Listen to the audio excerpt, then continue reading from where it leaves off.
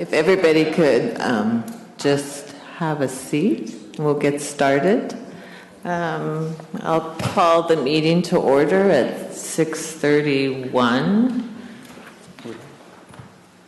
Are there any announcements? I have been asked to announce that there are these handouts in case people don't know about them. They're at the edge of our not podiums, dais. Is dais? Dais.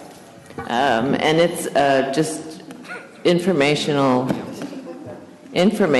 about the Measure M, and I think this is what the libraries hand out to people who come in and ask questions about, not Measure M. Sorry, I'm living in the past. Measure Y. So these, some commissioners have found these to be handy items to hand out to people. So help yourselves to them, and thank you for printing those off for us. So any other announcements? All right, then we'll move on to public appearances. And this is an opportunity for members of the public who wish to address the Commission regarding items not on the agenda. This is the time to request recognition and come down to the podium here and speak. I think I do.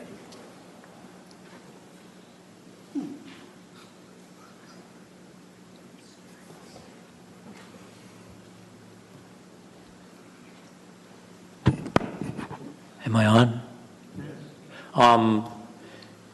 So I'm going to take this opportunity. Could you introduce yourself? I'm Paul Grill. I'm from Healdsburg, and I'm a Sonoma County resident, U.S. citizen.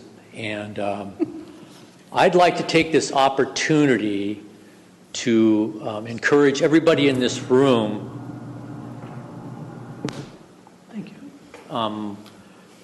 To be acutely aware that we, as a population, have the opportunity in the next the next month, to make a big impact on Measure Y in the election coming up. And I would just really like to encourage everybody to just bust their butts all the way to the end zone, to the whatever you want to call it. We lost by 2.5 points last time, and I think we can do this. So that's all. I just want to encourage that. Thank you. Any other members of the public wishing to speak? Seeing none, we will now adjourn to closed session pursuant to California Government Code 54957.6 to discuss labor relations. We will begin the open session no earlier than 7 p.m.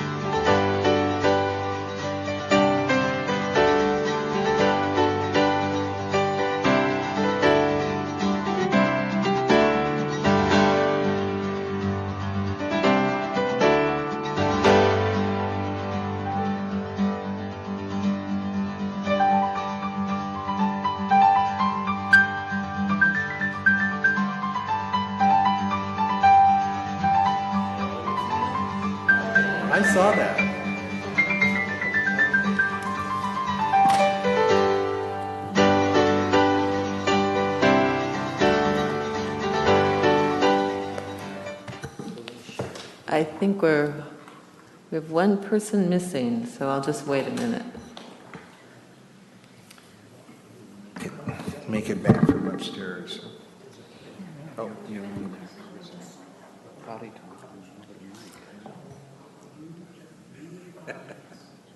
No, I don't think the recording.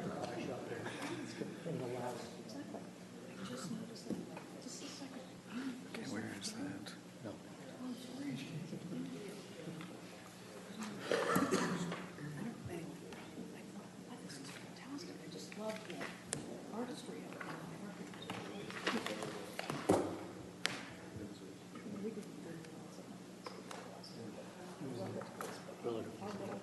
We did.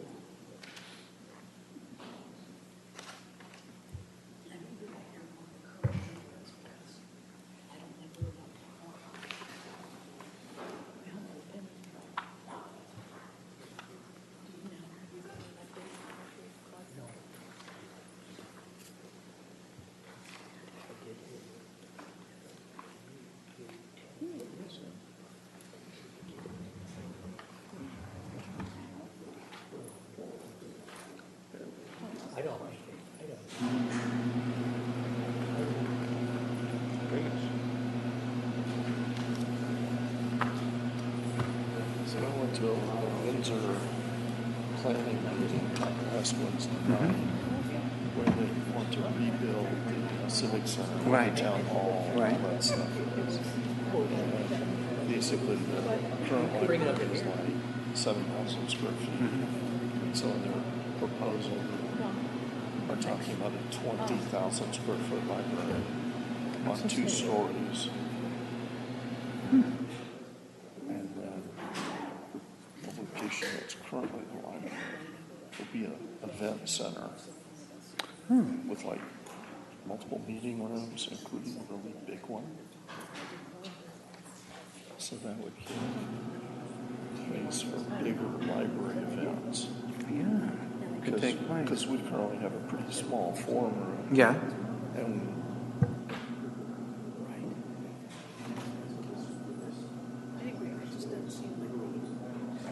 No, I think it's on purpose. I think it's on purpose.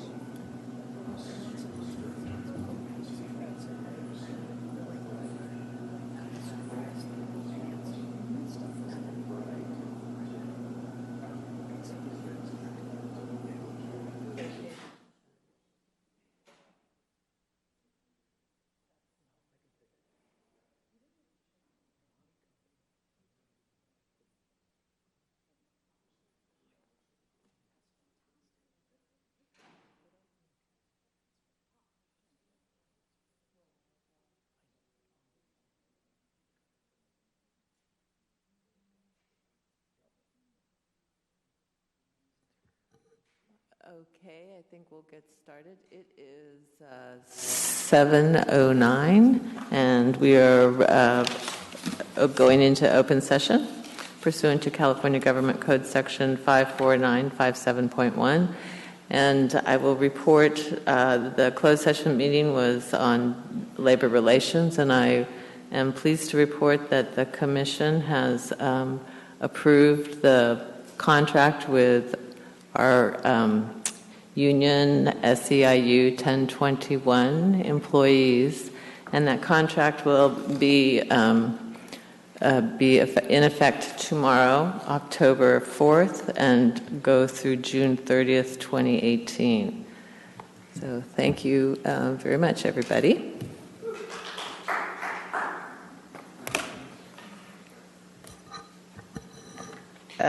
So at this time, if there are any library advisory boards, members or friends of the library who wish to speak to the Library Commission, this is the opportunity to do that. Seeing none, we will move on to Commission and Liaison Reports, item number 7.1, and we'll start at the far end of the table with Commissioner May. I have nothing to report. Commissioner Foxen.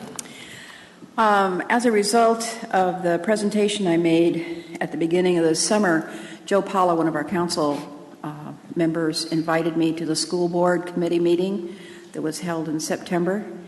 And over the course of the summer, he got to brainstorm that he needs to really get everybody together. So not only was the committee that was there, but several of the representatives from the different schools were there. Stephanie and Kate, the two librarians from Cloverdale, were there. And I was able to give kind of a synopsis of my presentation. And the object was to begin an open discussion of how the library can really, truly partner with the schools in Cloverdale. So that was a really kind of an exciting thing to have come out of the report I gave. Other than that, as a citizen of Sonoma County and a resident of Cloverdale, I've been working a lot to further the measure. So that's been consuming my time rather than commission work per se. So that's it. Thank you. Commissioner Heavenridge. Yes, the Guerneville Lab had their meeting on September 14th, and our IT manager, Vicki, was there, and we had a lively report on the new upgrade for our internet, and they were excited about the Wi-Fi printers that were going to be there, so that was pretty exciting. And they reported out their December book and bake sale is coming up, and their summer book sale made $3,200, which I thought was pretty good. And at the farmers market, they were also selling cookbooks, which I thought was good. That was through the Friends. Also, we continue to talk about the little book libraries, the free libraries, and getting them around the west of Sonoma. And that seems to be moving along. And the other big discussion for the Guerneville Library was a community bulletin board that was going to be put outside. So it's a good discussion as usual. Thank you. Great. Thank you. Commissioner Ebright. I, along with Commissioner Garcia, attended the Santa Rosa Lab meeting on September 21st. There were members of the public there in addition to lab members, so we had, I thought, a nice turnout of people. The boardroom was full. Seats were all taken, which was nice to see. Excuse me. And the main thing I wanted to point out is that our youth members are active, eloquent, and they spoke quite a bit about the library's efforts to help students find their way through the application process, students and parents find their way through the college application process. And they had a lot to offer. Our student or youth representatives had a lot to offer there. I also attended Los Cien's State of the Latino in Sonoma County a few weeks, or I guess last week, and also attended the 30th anniversary of the Adult Literacy Program, which was just an unbelievably wonderful, moving, great event, and just a fabulous thing that people are reading now who didn't before. So cheers to that. Could I make one comment? I forgot about that. Yes, I attended that also, and the state library had a contest to submit student stories, and one of our students won that, and they made a video, and they're going to present it down at the state conference down in San Diego, I think it is. And it was very, very moving, and he and his wife were there, and a lot of the adult learners brought their families, so it was well attended. I think there's about 90 people there. It was a good thing. I also attended the 30th anniversary party. In Windsor, we had our Lego Saturday, last Saturday, with kids playing with Legos, which was a lot of fun. Our lab meeting is Tuesday, October the 11th, so that's a week from tomorrow. The Friends/lab members will be doing advocacy tables at the farmers market on Sunday, this coming Sunday, the 9th, and then 2 weeks later at the farmers market.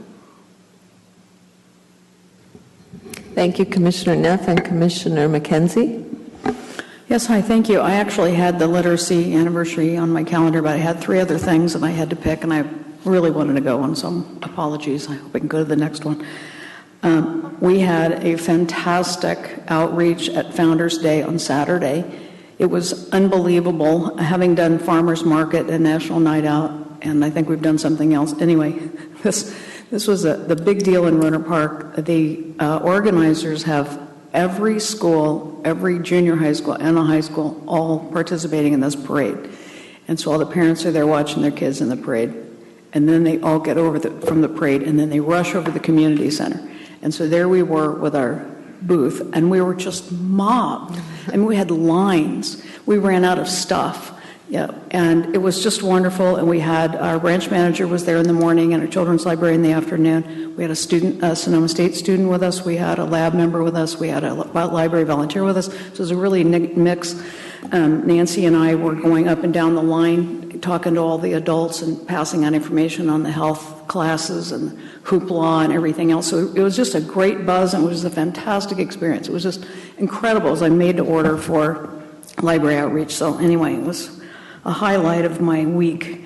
I'm sorry to report that our experiment with the Friends and the lab having an overlapping meeting like they do in Sonoma and I think someplace else, the Friends are frustrated with us, and they don't want to continue with us anymore. So they'll go back to separate meetings. The Friends are having their book sale on Wednesday night, and I'm still working with the Friends on membership. My goal, again, is to add a whole lot more Friends to the Friends of the Library. So I'll be working that table on Wednesday night where we have a members-only event, and then the book sale goes on Thursday, Friday, and Saturday. As a private citizen, as Ray said, I'm working on the campaign for Measure Y, and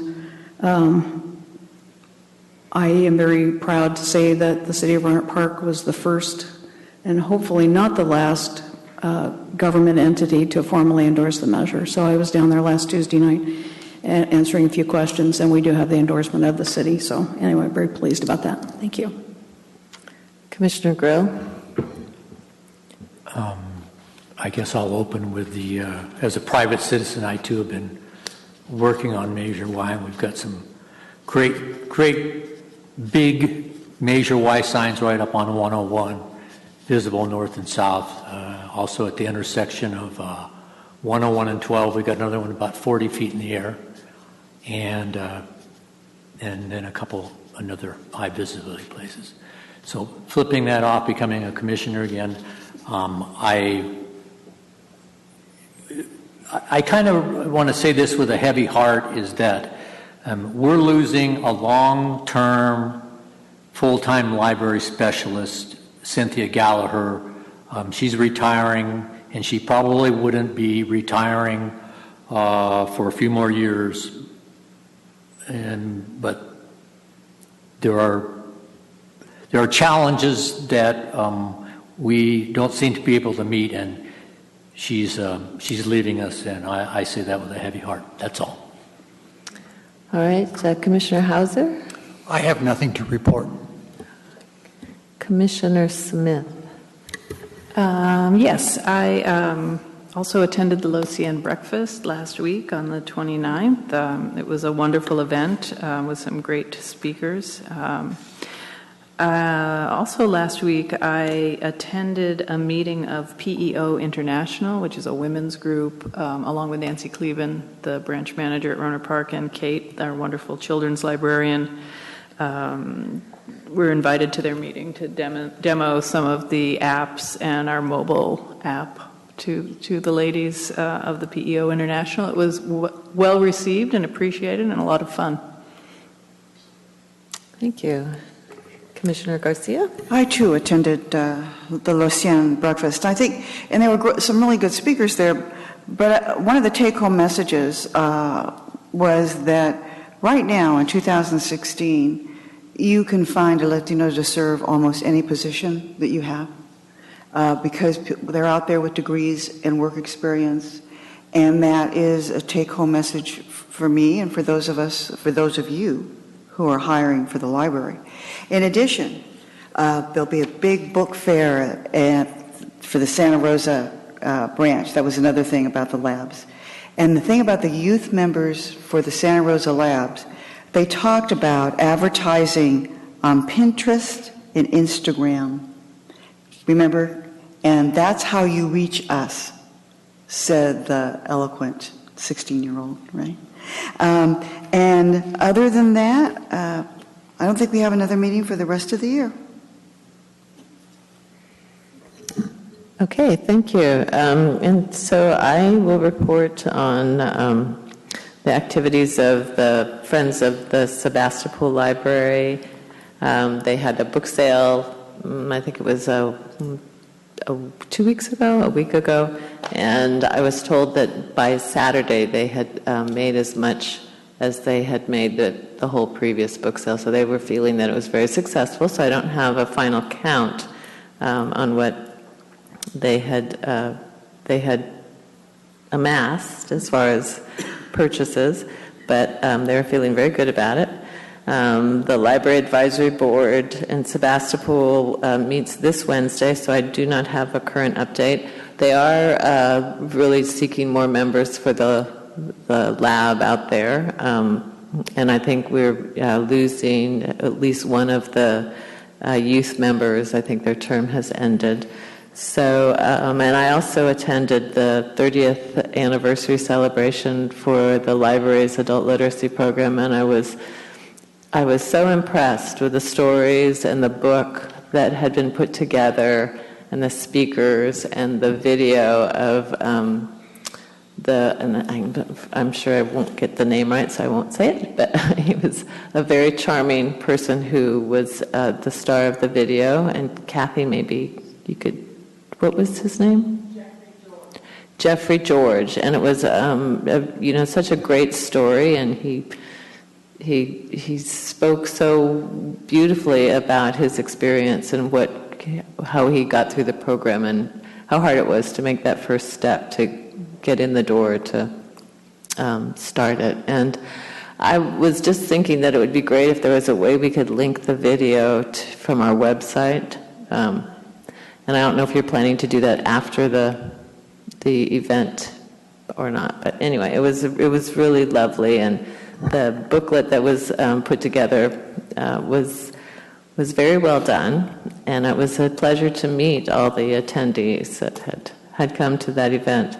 So then I also attended another literacy event this last weekend, and that's the Literacy Works event that was held down at the junior college in Petaluma, and that was a very heartwarming event too. And the speaker was great. It was actor Peter Coyote, who spoke very much from the heart on how important literacy, many aspects, not just reading, but literacy in many areas of our lives is. And I encourage all of us to, I know I myself don't always get to all the events I want to get to, and there's always a lot happening with this group at the library, so, but these events are so worthwhile to attend, and I appreciate it very much. And I think that's all I have. Thanks. Chair, I have one more thing I'd like to add. At the Santa Rosa lab meeting, many of us signed a card. I wanted to note the passing of a man I didn't know well. I'd met a few times, to note the passing of Vern Kelsey, who was a Santa Rosa lab member, a member of the Friends, and I believe that he was also a library commissioner at one time. So I wanted to note his passing. Oh, thank you. Thank you for that. Madam Chair? Yes. I forgot one rather important detail. Okay. Cloverdale Library is closed until the middle of November, but they have made arrangements for everybody to put books on hold via online and then pick them up. It's 4 to 6 on Tuesdays and Thursdays and 10 to noon on Saturdays. So it still has a way to get to it. Or you can go to any of the other libraries in Sonoma County or Mendocino County or Lake County and use your card. Okay. Thank you, Reese. So now we'll move on to the committee and liaison reports. So first is the director evaluation reports, item 7.2.1. Yes, the Directors Evaluation Committee met today at 4 o'clock. We elected officers for our committee. Vice Chair is Commissioner Whistler. Chair is Commissioner Smith. We set a schedule for our meetings in the coming year, and we talked about refining our evaluation process. Our next meeting is tentatively set for November 14th at 4 o'clock in Central Library Boardroom, and I would just like to remind members of the public that they are welcome to come and address the committee with any issues they would like to bring forward. Thank you. Thank you. Moving on to the Finance Committee report. Commissioner McKenzie. Yes, thank you. The Finance Committee met on Monday, September 24th in the Library Conference Room. Commissioners McKenzie, Whistler, Foxen, and Neff were there, and Director Lear and CFO Neiman were present. We had no members of the public attend. Commissioner Neff reported that he would be attending a Windsor Town Planning session, which would include discussion and future ideas and planning for the town center, which might include a possible new library building. He will keep us informed on this process as it unfolds, probably over several years. The monthly financial reports were reviewed and discussed. The only bill over $25,000 paid in August was the almost $32,000 July PG&E bill. Due to increased use of air conditioning. The committee reviewed the roles and responsibilities that we wrote up a couple of years ago, and we revised that last in June of 15, so we took a look at it again this year. It was felt that a few changes needed to be made, particularly adding preliminary budget review and audit review to the responsibilities of the committee, as well as procedural change regarding who compiles and sends out the agendas. We're kind of working on that process right now.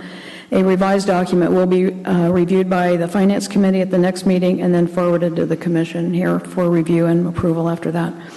As a result of this review, the committee decided to add an item regarding the budget process to each month's agenda. So we're going to be talking about the budget each time we meet so we can stay better in tune with the process throughout the year. And lastly, the committee had a preliminary discussion of the scenario and options of if the sales tax Measure Y does not pass in November. Some suggestions were made to the presentation that CFO Neiman is going to make us tonight before all of us about some more specific impacts that could come about. The next Finance Committee will hold its regular meeting on October 17th in the conference room. Thanks very much. Thank you. Now, Advocacy, Public Relations, Commissioner Foxen. We didn't meet this month because there's a conflict one of the members has with two committees. So we're going to be meeting on the second Mondays of the month, October 10th at 4 p.m. in the Central Boardroom. And again, everybody's welcome. So I will report what happens next time. All right, thank you. And we'll skip down to the Foundation Liaison, Commissioner Garcia. I'm meeting with the executive director on Wednesday and will be attending a meeting a week from this Wednesday of the foundation. And the foundation appears to be very supportive of the Measure Y campaign. Okay, great, thank you. And there is no report for the ad hoc OPEB retirement committee. We will be sure to meet before the next commission meeting. So now we're on to the item 8, approval of the minutes. Are there any corrections to the minutes? Commissioner Whistler, on page 8 of the packet, lines 129-ish and 131. We were talking about the unanticipated tax revenue. Mm-hmm. And my recall of that discussion was that at the end, there's the sentence that there are also ready plans for spending by the IT and facilities department. And it seems to me that you had something that was in there about including commission ideas or something like that. Do you remember what you said? Well, I think I specifically said something as that we should not overlook the OPEB trust fund. So maybe we could just fit that in there. So it could say, Commissioner's question, details of budgeting, spending of revenues, reiterating the need to increase payments to the OPEB trust fund. Okay, right between contact county assessors. Right, that's what I was... Okay, and what's your phrasing? Let's see, Commissioner's question, details of... Commissioner's question, details of budgeting, spending of revenues, reiterated the need to increase payments to the OPEB trust fund. I think that was, we just talked about not forgetting that in the whole scheme of how we spend any excess revenue, and then it just shouldn't be overlooked. Okay. Thank you. Any other comments or corrections? I was just wondering in terms of the minutes format. We have for actions by motion, we have noes, approved, noes, and abstains. Might it be good to also include in that list in responses absences? So in other words, when we're recording the results of a motion, we also include somebody who's been absent as not being there. Right, so I think Commissioner Smith was absent for the meeting, Right. so that should be noted. Yeah, Right. You're right. Can those two corrections be made? Okay, thank you. Anybody else? I move acceptance of the minutes as amended. Do I hear a second? I'll second. Commissioner Garcia seconded, just before you.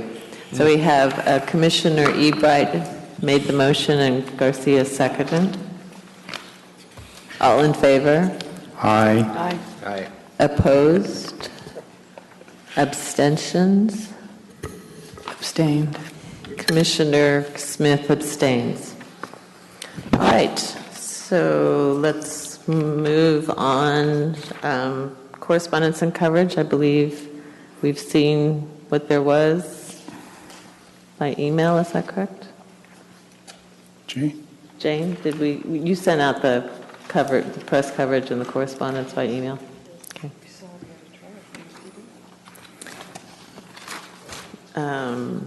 And so now we have on the consent calendar, these are items that will be approved by consensus unless a commission member requested an item be removed from the calendar and have placed in an action with action items. I would request that 10.1 be removed for just a question I have on it. Okay, so we will put 10.1 down to discussion items. No action. I'm sorry, action items by motion or action items by resolution? Motion. Okay. And that is approve the liability insurance policy 2016-2017. So as to the other items, 10.2 through 10.5, any other? Okay. Any objections to any of those items? Seeing none, they are approved. Discussion items, we move to Director Lear's report. Okay, good evening, everybody. I'm glad to be back. I've been away for the last couple weeks. A few things that I'll mention out of the management report. Several of you have already mentioned the 30th anniversary of the adult literacy program. I thank all of you that attended that, and I thank the staff that planned that. The Cloverdale Library, as Commissioner Foxen mentioned, is closed. It's scheduled to reopen in late November. It'll have a significant interior refresh along with seismically shoring up the shelving, new carpeting. The staff will receive a great deal of training while the library is closed, and I think it'll reopen a much improved library. The facilities master plan is just about concluded. Staff have the latest draft, and we will bring that to the commission in November for approval.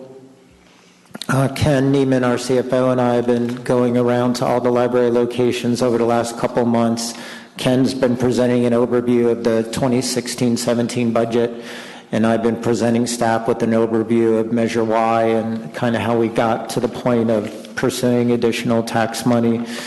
I felt like those have been really well received, and the staff have asked a lot of good questions, and I do think the staff appreciate learning more both about our budget and the tax measure.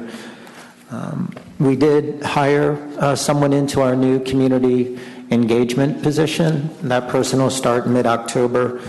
Her name is Angelina Casipio? Patrick, how do I say it? Is that right? Close? Okay. She has experience with Boys and Girls Club and that, and we're just really excited to get her started. And then lastly, we continue as staff to work on the strategic plan and its implementation. One thing that Jamie Anderson and I and a few other staff have been working on is doing a gap analysis to look at our strategic plan and compare that against the tasks and services that we offer now, and look for opportunities to discontinue some things that no longer seem to align. So we formed a staff team to work on that, and our first meeting is Thursday. Those are some of the highlights. I'm happy to answer any questions. Thank you. Questions? Comments? Yes, I had one question. I had circled the topic you just talked about, Brett, and I noticed that there must be a consultant involved, La Piana. Yes. And I was just kind of curious about, I wouldn't even know how to go about this process, so unfortunately I'm not involved in it, but would be kind of examples of some things that wouldn't be any longer in alignment with our strategic plan. Yeah, well, I'm glad we were able to hire someone because, like you said, it's a big process. We've met with this person a few times via phone, and what we're going to try to do is have a staff team that really does look at all of the work units in the organization and do flip charting and listing of the processes and procedures that we do now and compare them against the strategic plan and really look for opportunities to perhaps redline some things that don't seem to align. But we haven't had our first meeting yet, and I too am kind of excited to see how he helps lead us through this process. We did something similar when I was in Multnomah County, Oregon. We had a new strategic plan, and we did a very similar process where we spent a couple afternoons, listing what we did as an organization and then asking ourselves if it seemed to fit with the new plan. But it's both looking at very high-level things, our services that we provide now, whether it's summer reading and that, but then also getting into operational detail too, and seeing if we're doing certain tasks and that don't seem to contribute to our priorities.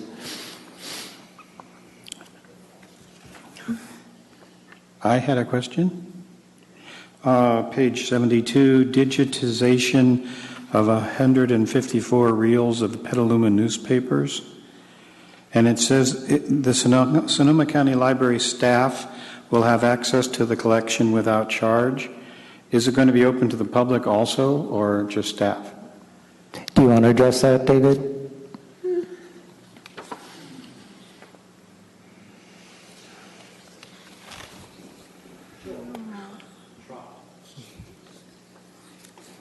Hi. I'm not absolutely sure. I know that there's a staging of when these things become available. First they're digitized, and then they're available to a smaller subset of an audience, and then eventually, after I believe it's a 3-year period, they become available to the general public.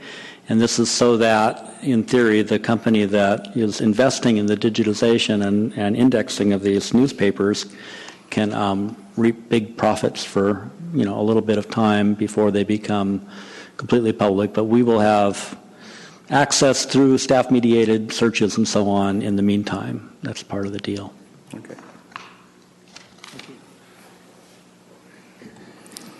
Any other comments?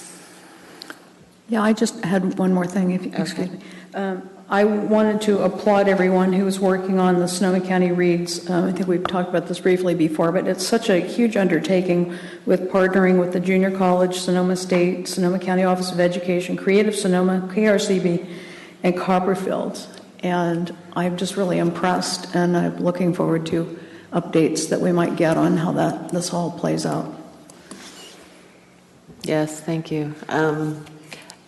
And I have been a little remiss here and not opened up comments to the public, but so if that should happen and I overlook something and don't extend the offer to the public to come down and talk, please call my attention to that. And I will be happy to hear from any member of the public. So as usual, it looks like the library is incredibly busy and productive, and I am always awestruck by all the things that are accomplished by this group.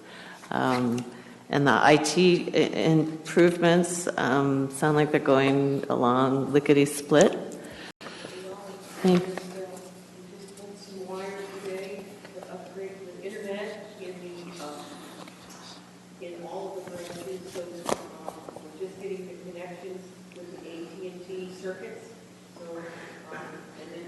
We go up to Occidental, make that connection, we'll be able to save money because we're going away from old T1s, digital circuits, so it'll be faster and less expensive per month, so that's exciting. We like that.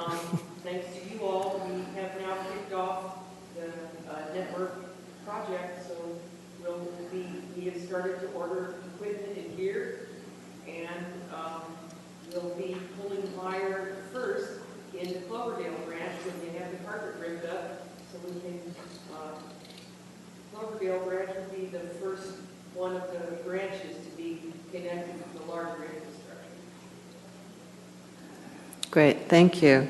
And I know that last meeting I mentioned something about the History Day, and it's coming up, and can you just tell us a little bit about what to expect, and do you welcome audience to come to this meeting? Despite the fact that it's called History Day, it's actually not a day. It's kind of like a science fair or a project-based learning where they have, like, schools will have an event where the kids present their projects, and then there'll be a county event where they have, a competition, and then there's a state event, and then they move to a national event. So what we have been doing with the library, we are working with the county-wide and actually the statewide coordinators of National History Day, but at our county level, we are offering research workshops to help the kids prepare their projects for the county-wide competition, which will be in January. So. And this is the kickoff, though, that's coming up for the. Well, we had a teacher training, and we have another teacher training, and then we have what they're calling a student kickoff for the kind of beginning of the research process. So, Thanks, anyway, Kathy. clarification. All right. Okay. So, anything else? Okay. Then, if not, then we'll move on to the monthly activities. The written document, I guess we just went through that, only it always starts off with a verbal thing and then it just segues before we actually say. Okay, so then we come to the monthly financial report, which Ken will present.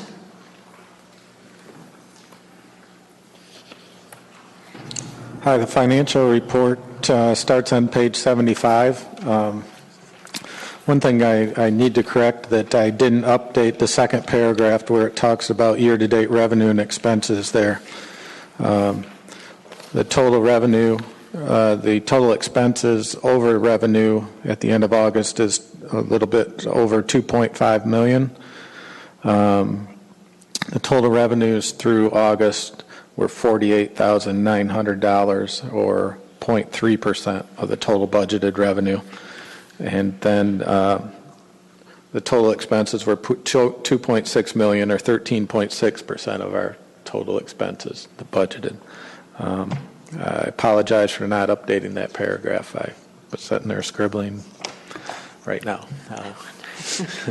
So All right, so that's on the summary. That's on the summary page on Revenue and page expenses, and so total 75. revenues through the end of July should be, how much?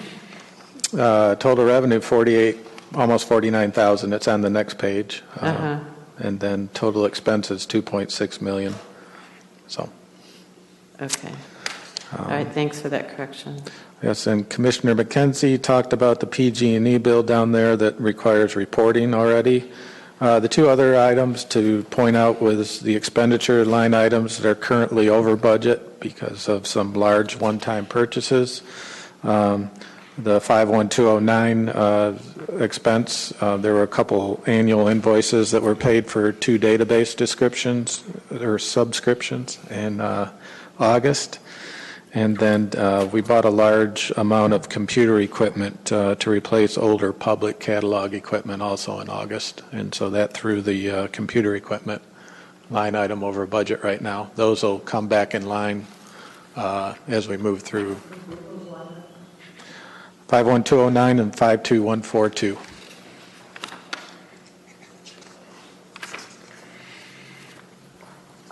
Any questions for Ken? No. Okay, see none. Thanks for the report, Ken. And now we will move on to the performance management status report. Any questions or comments about that?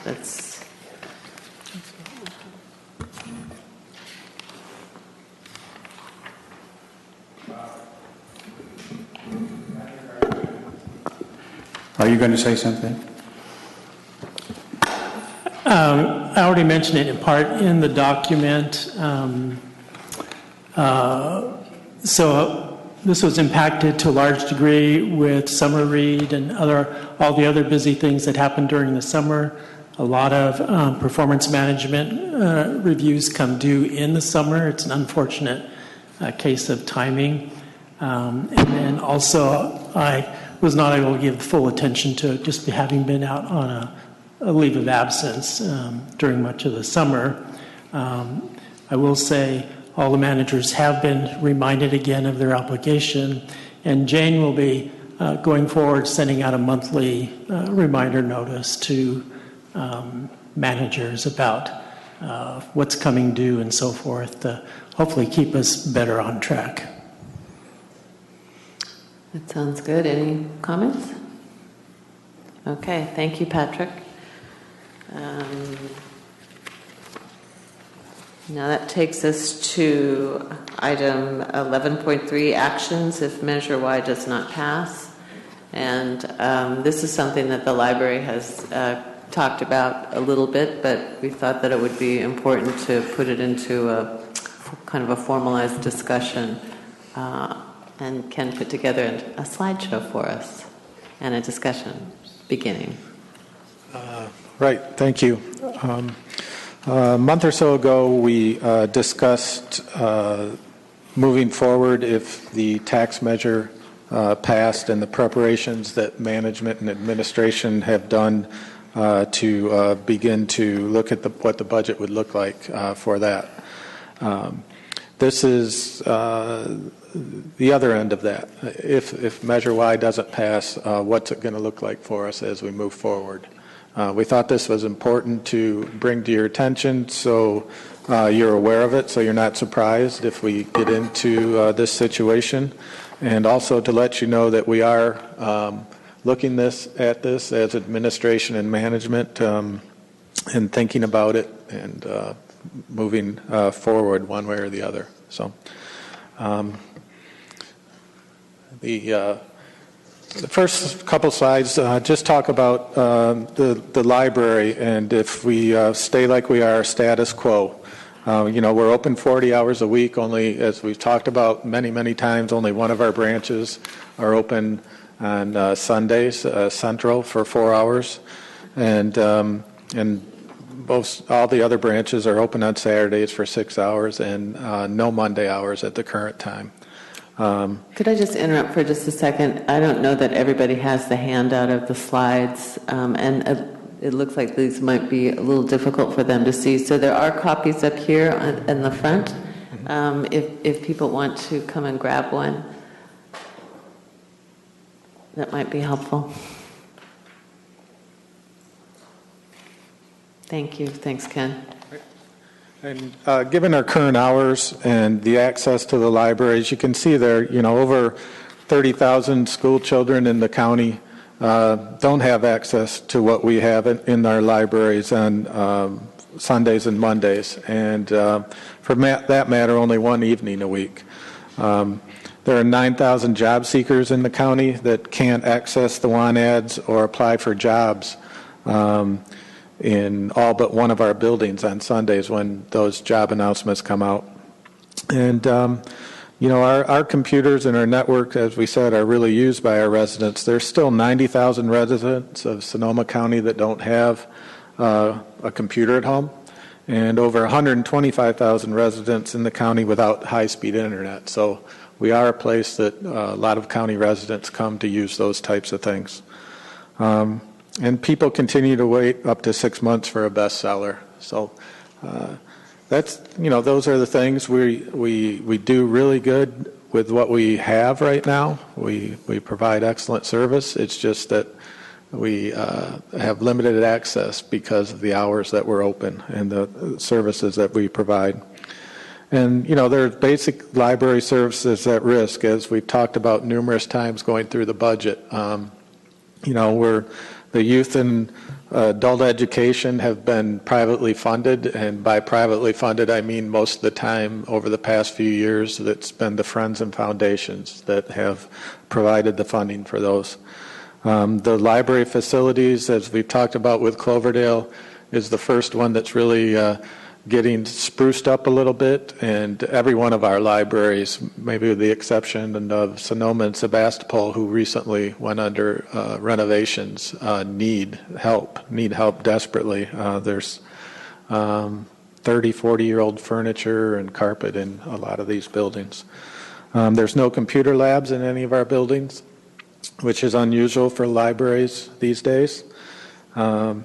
And our staff is stretched really thin, and especially the public service staff, and so it limits the community outreach they can do because they are tied to the desk quite a bit. And so that's another important thing that's missing as we continue with the library we have today. And there again, I talked about the over-reliance on the Friends and Foundations for classes and events, but it's also in the recent past, they've also bought chairs and tables and computers that the library should be able to use their own operating budget for that type of stuff. So the next few slides are just to kind of point out 94% of our revenue are property taxes, and they go up and down with the property values. This is a graph that I found, it's from Los Angeles. It may not be the same up here in Sonoma County, but what it does is it points out how unsure we are with the property tax revenue. And the next couple are just point out something we already know, but during the times when the property tax goes up and down, the expenses don't seem to follow the same track. They seem to continue to go up. And as you can see there, the next two slides are health care costs and the library's CalPERS pension rates. And, we could use that for any of our expenses, whether it's books, utilities, landscaping, janitorial, anything like that. You would see that the trend is always upward every year.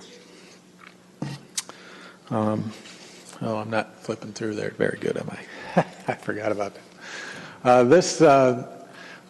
This is a graph I actually really like. And because we've talked about over the years, that our revenues have gotten back up to where they were before the recession. And if you look at this revenue comparison, you'll see that the red line is our actual revenue as we've gone through the years. It's kind of hard to see the years there, sorry. And I took 2008 as a base year because that's when the revenue started dropping.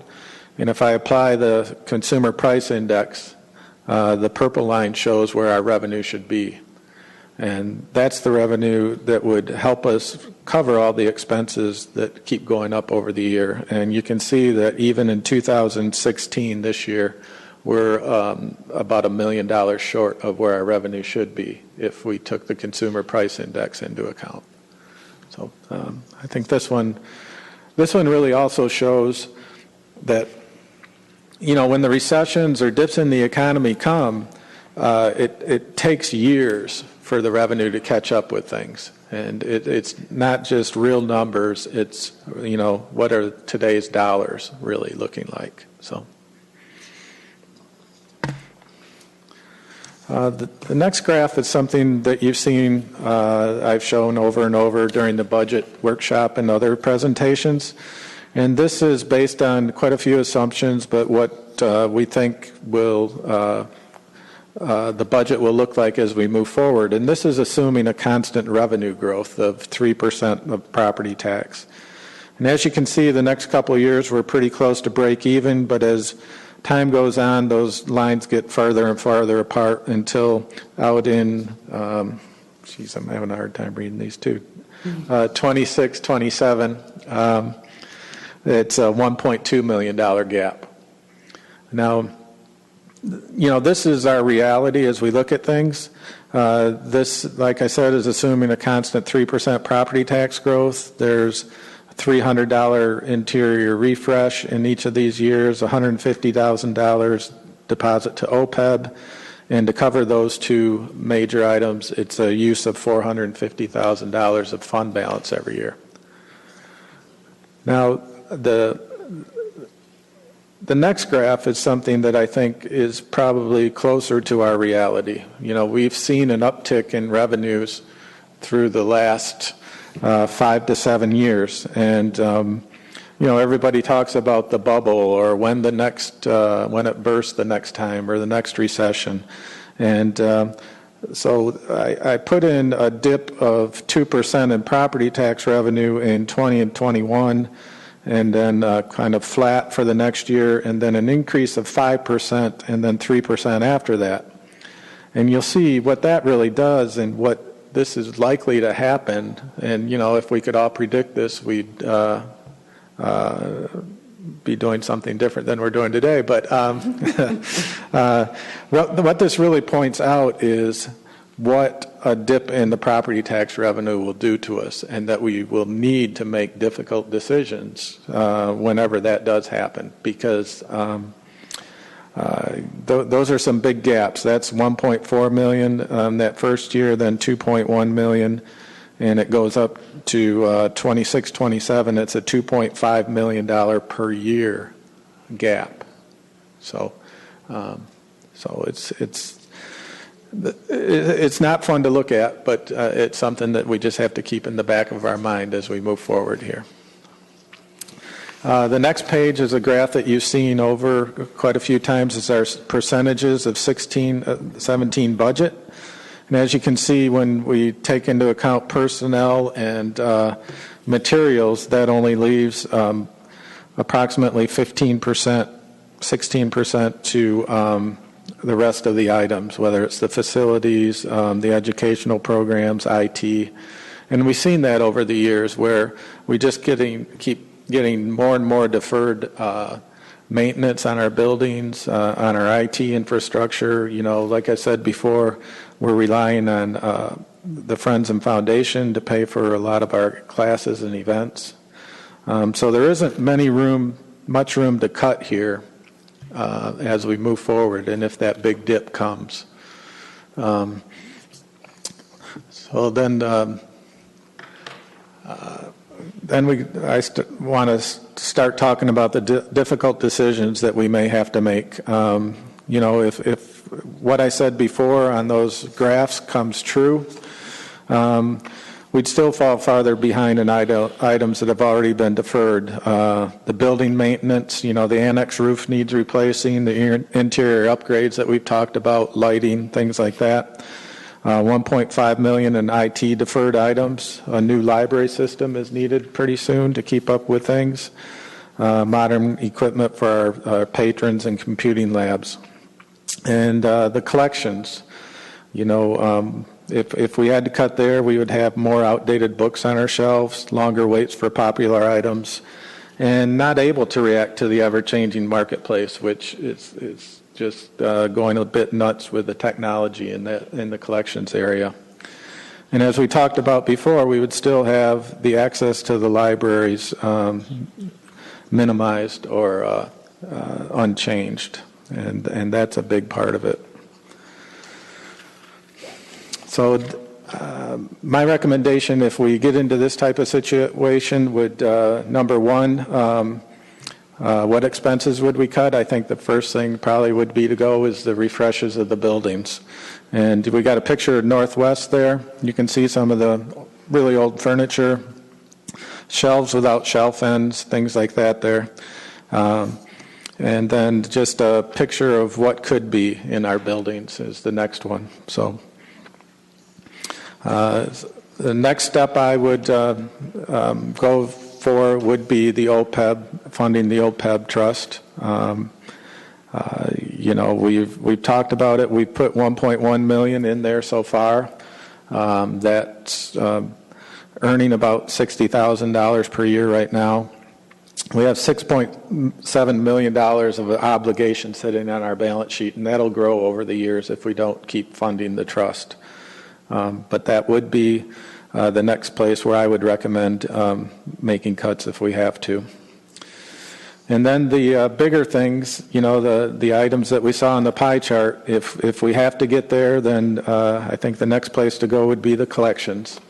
And you see a screenshot of the book Commonwealth by Ann Patchett. And right now it's got 324, well, I don't know about right now, but the other day when Mike ran this for me, it's got 324 holds on it and 85 copies. So I don't know how long it takes people to read a book, but if you say a month, that would stretch it out to a 4-month wait on books.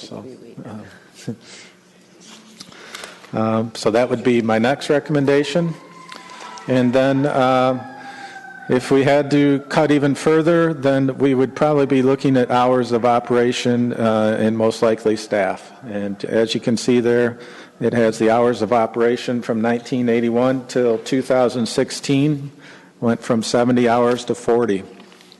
And I really think that is because of the recessions, and it just takes so long to get caught up. And it is something that we just have to be keep in the back of our mind, like I said, as we move forward into next year. So I don't want to be the doom and gloom, but I just wanted to also put this in front of everybody so can be thinking about it. Any questions? On the hours in 1981, 70 hours. Let's talk about Sonoma Valley branch. You were open, I think, 2 nights a week? Or was it 3 nights a week back then? Till what time? 70 hours is what I'm trying to figure out. Yeah. 6 days a week, 8 hours standard, or was it a 9? Well, I can't speak to the history of it. I can say that we looked at openings like 66 hours, and that would put most of Monday through Thursdays, the evenings till 9 o'clock at night. And I think 6 or 8, I think that was 8 hours on Saturdays and 4 or 6 hours on Sundays at each of the branches. But Not historic.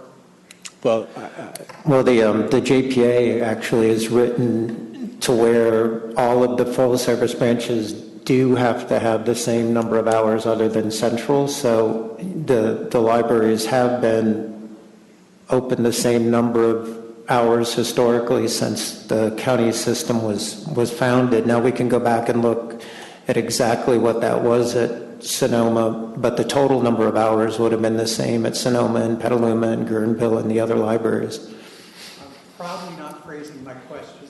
Is this an average that would include Central, which would have Sunday hours in 1981?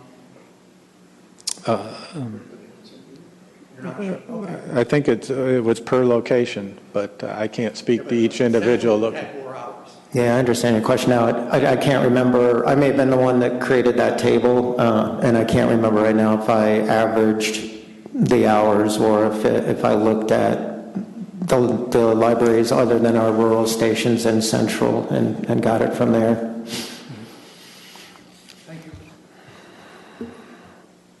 Any other questions? Commissioner McKenzie? Yes, Ken, this was really helpful, and I wonder if you could take us back to the PERS slide.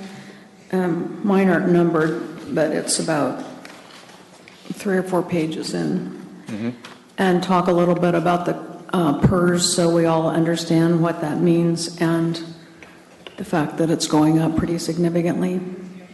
Right, those percentages are what the library pays as a percentage of all the employees' yearly salary. And, as we talked about before, when a recession hits, it not only hits our property tax, but it hits items like CalPERS that have a big thing. They're invested in the stock market or wherever. And so that dips down. And so in order to make up that difference, then the percentages start going up. So it's like a double-edged sword. The property tax hits us, and then the rise in the pension costs also hit us. They also, CalPERS did something a year or two ago where they ended up calculating the actuarial numbers a little bit differently, and that has also helped to increase those numbers over time. So. Right, and I believe they're still using a 7.5% discount rate, so they're expecting to get 7.5% on their investments, and they don't. So there's a possibility that that could change also. Yes. Thank you. Anybody else? You essentially said that this it could be any of our expenses are likely to rise at the same rate. Right. Yeah, I mean, the pensions may be a little bit different because they are invested in items, and as the economy goes, so does those investments. But yeah, if you look at utilities or the cost of books or supplies or anything like that, you're going to see an upward trend in the cost. It doesn't dip when we all pay less property tax or the economy goes down. So. I'd also say that historically, from my point of view, like over the last 30 years, the cost of health care to provide for 100 people or whatever is by far and away the most inflationary part of the budget that I've ever seen. Right. I agree. So it's way up there. Well, are there any more comments from the commission? All right. Thank you. Thank you very much, Ken. I like to think of this as Plan B. So yes, Plan B. Keep that in mind. Thank you. Comments from the public? Okay, moving on to item 11.4, Sonoma County Library 2017 library closures, holiday schedule. And I think, as I recall from the last meeting, this information was requested, comparisons of previous years, and Patrick provided some handouts for us to take a look at. Is there any questions from? I think that we are moving on it next meeting. Yes. Any comments or questions about it? Patrick, you want to say anything? Well, just as was requested at the last commission meeting, I have presented a proposal for January through April of next year. We determined that, looking beyond that is going to be impacted directly by what happens with the November election. So that's a suggested calendar of library closures for that period of time. And then the others are just samples of what schedules have looked like of library closures over several years previous, in particular before the Monday closures. Okay. Okay, so seeing no comments or questions from the commission, thank you very much, Patrick, for, I'm Sorry, did somebody have a comment? Commissioner Hauser? I thought that at the last meeting, there was a question about getting something approved for staff to understand what would be happening in the early part of the year. That's why he prepared the January through April for the 4-month period to give them some guidance for their own scheduling. So, yes, that is why we had presented an April or a January through April, so staff could start preparing. And so the recommended schedule includes some Sunday openings, and it also includes a date for All Staff Day. So at the November Commission meeting, we would ask that the schedule be approved unless there are any suggestions today about how we might revise it. And then at that point, staff would be able to plan for the beginning of next year. November is early enough, that's fine. I'm sorry, what did you say? If November is early enough to give the staff lead time on the planning their lives, then it's okay. Okay, great. So we will be voting on that in November, at our meeting in November, which is the topic of the next item. And that is 11.5, move the November Commission meeting to November 14th so that it is after the election. Do I have a motion? So moved. Okay, so Commissioner Garcia made the motion and Commissioner Grill seconded. All in favor? Discussion? Oh, I'm sorry.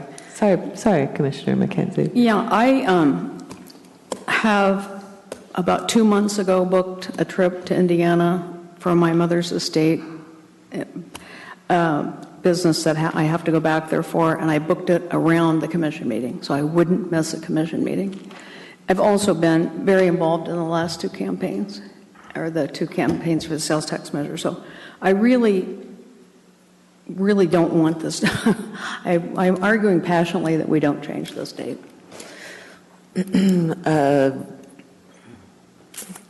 Commissioner Neff, you and I had a discussion briefly, and I think that you were the proponent for this item on the agenda. Would you like to speak to this?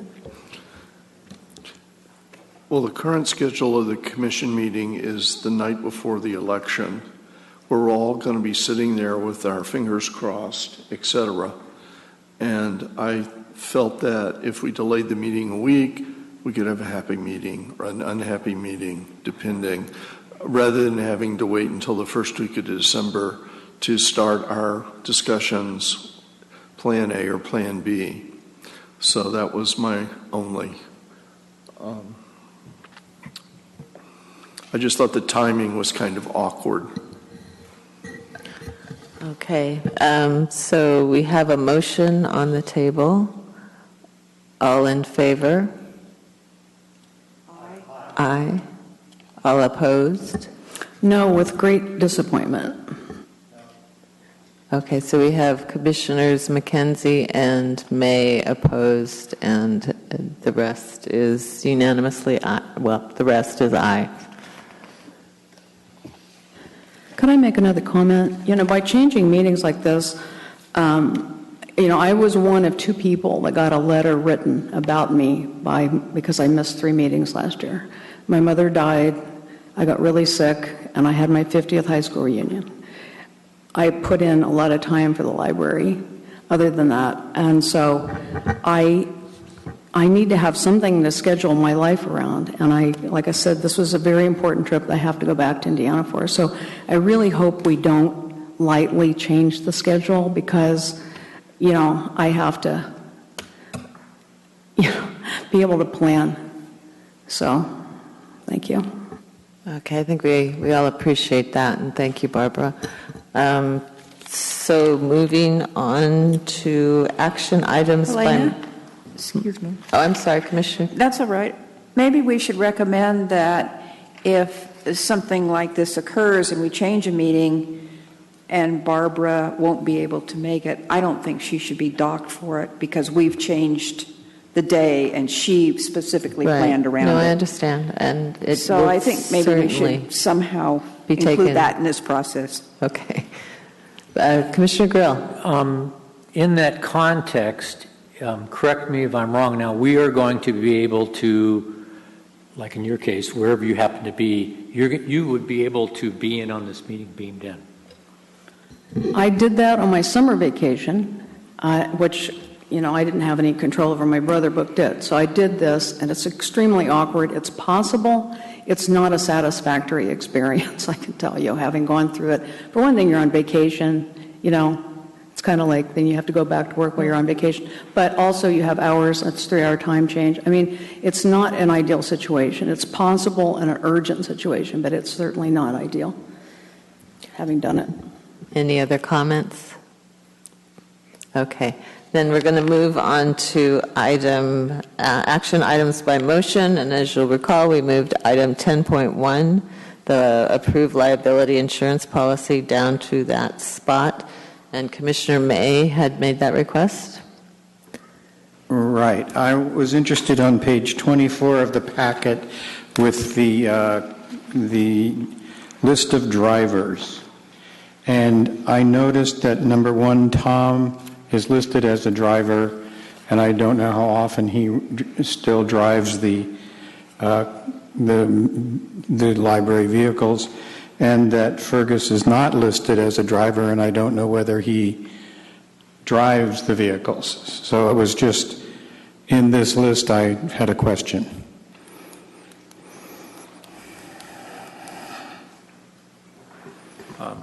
That's a good point. We put this together early in the summer, and we need to update that, and I appreciate that. We're always updating this, whether we have a new truck, old truck, new drivers, so we will be updating that. So thank you very much. Okay.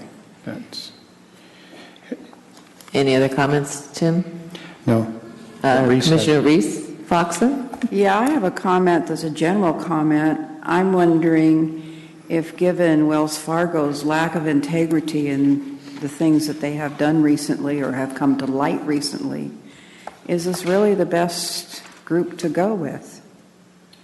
Have we done any looking into any other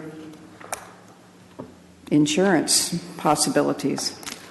I mean, California has pulled out, Illinois is pulling out, and I just question, is this really wise? Wells Fargo acts as our broker, and they find different insurance companies and go out for bids and take it. Now, if you would like us to look for a different insurance broker, we will. We've used them, and they've been satisfactory throughout the years. Okay. It's just, I question it. So. Any other comments about that? I had a question. On page 27 of the insurance, it talks about public company directors and officers' liability.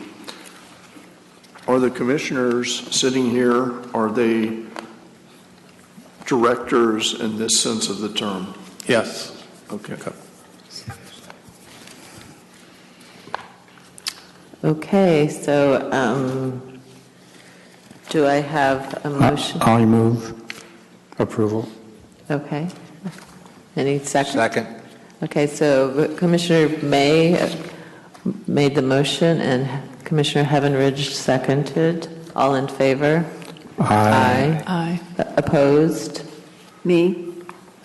Okay, Commissioner Foxen is opposed. All right. So I think that takes us to the end of the meeting. As far as our agenda is concerned, there are no lab appointments. What about items to include in commission notes? And I do want to compliment Jane on the recent notes that she sent out from our last commission meeting. I thought they were lovely. So what shall we include in the next notes? We should mention a date change for the commission meeting. Okay. Have we, the literacy celebration? There was an announcement of it in The last one? the last one. Okay. Is that correct? Am I remembering that correctly? The approval of the contract. I think she heard you whispering in her ear. And how about the contract? That's right, yeah.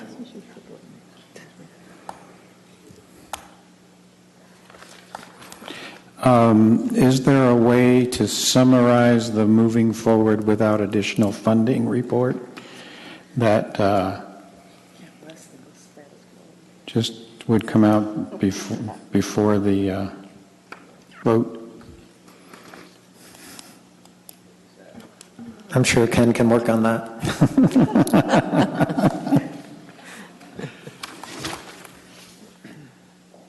It'll be the whole commission notes thing. Just, we were presented with Plan B, and it presents dire future for the library. Would that, how should I say this? Would that be kind of proselytizing for Measure Y? I mean, is it a scare tactic or? It's I don't information. know. Okay, well, all Well, right. I just have to say that one of the reasons that Ken and staff worked on this report was we have been asked, the library has been asked, well, what will you do if you don't have more revenue? What will that mean? So I think it's important that people know that we're thinking about it. Any other items to include? I do think that it would be nice to have more about the literacy program. Okay, great. All right. Then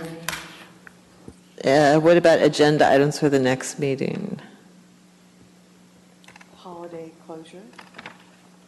Okay, I think that will be on. I'm sure we'll come up with something. The facilities report is promised for That's November. right. I remembered there was something looming for us to review next month. And there will be the added item of the budget item that the Finance Committee, that we'll have some update on budget. I can't remember exactly what Barbara said, but that'll be a part of future agendas. The agenda for the Finance Committee rather than here. Oh, okay. But I won't be here to do the finance report next time. Okay. Okay, so we will adjourn this meeting. It is 8:25. Could I just say one thing? Should we have a discussion at the next meeting about either Plan A or Plan B? Yes. That somehow that should be there so we can talk about it. That's what I think is important. Yeah, it might come under the monthly financial report area. Also, don't forget we have a closed session next time, too, on labor relations. Oh, right, yes, yeah. So there will be one closed session. All right, so with that, we will adjourn the meeting at 8:25, and we will see everybody here on November 14th.